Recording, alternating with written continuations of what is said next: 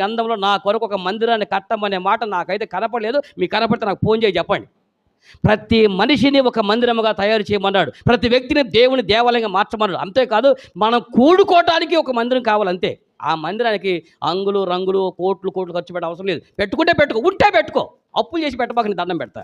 అర్థమైందా? కోట్లు కోట్లు అప్పులు తెచ్చి వాళ్ళ దగ్గర వీళ్ళ దగ్గర చేయి చేసి వాళ్ళ దగ్గర ఏళ్ళ కౌటి మీద ఉంచుని ప్రజలందరూ, మన సంఘంలో ఉన్న విశ్వాసాలు అందరూ పేదోళ్లే. కానీ మీరు ఇచ్చే కానుకతో నేనే కోటీశ్వరుని అయిపోయా. మనం గట్టి చర్చి చూస్తేనే కోటీశ్వరుడు చర్చి, అందులోకి వచ్చే విశ్వాసాలు అందరూ పేదోళ్లే. సిగ్గనిపించట్లా? ఏమండి, దేవుని చిత్తం ఇలా ఉంటుందా? మీరు చూసేవాళ్ళకి ఎలా అనిపించి చెప్పండి. మన సంఘం లక్షల రూపాయలు పెట్టి సంఘం కట్టాము, లోపలికి వచ్చిన వాడు తినడానికి తికానటువంటి వాడు మన మందిరంలో ఉండాలనుకోండి, ఏం ఉపయోగం? అది రోజు చెప్పు, నా చర్చి తెలుసా, నా మందిరం అమ్మో 3 కోట్లు పెట్టి కట్టావు తెలుసా. మరి నీకు 3 కోట్లు పెట్టి కట్టిన మందిరానికి వెళ్తున్నామే కానీ ఆ మందిరంలో 3 పూట్ల ముద్దలేనటువంటి వాళ్ళు ఎంతమంది బతుకుతున్నారు చెప్పండి. ఇది దేవుని